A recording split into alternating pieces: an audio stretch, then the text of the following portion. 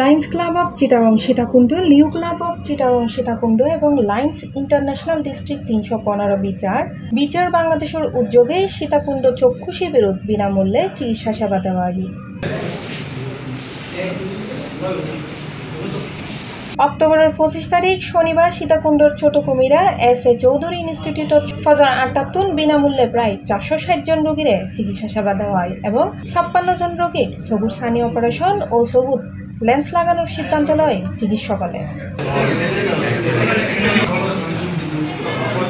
ইতারারে আগামী নভেম্বরের ২৫ তারিখ চট্টগ্রাম লায়ন্স আই হাসপাতালত বিনামূল্যে ছানি অপারেশন করা হব। ক্যাম্পত ফ্রি চক্ষু চিকিৎসা ছাড়াও ১৫০ জন ডায়াবেটিস এবং ১০০ জনের রক্ত গ্রুপ নির্ণয় করা হয়। অনুষ্ঠানত governor adviser lion Nurul Afsar চৌধুরীর সভাপতিত্বে এবং club secretary lion Mohammad Abul হাসনাতের পরিচালনায় এন্ড প্রধান অতিথি হিসেবে উপস্থিত আছেন district governor lion Musliuddin Ahmed Apu. আশা করি ওনারা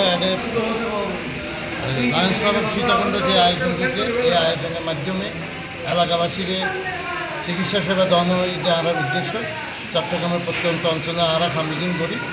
আশা করি আমরা বেকুনের আশা পূরণ করি আমরা সর্বোচ্চ চেষ্টা করি। বিশেষ অতিথি আছেন প্রথম জেলা governor lion Mohammad Kamruzzaman Liton, cabinet secretary lion Mohammad Abu Morshedul Haque, region chairperson lion Mirza Akbar Ali Chowdhury, region chairperson 1 lion Nishat Imran, region chairperson lion Giasuddin, zone chairperson lion Mohammad Kamal Uddin Bhuiyan সহ উপস্থিত আছেন লিউ ক্লাবর বিভিন্ন নেতৃবৃন্দ।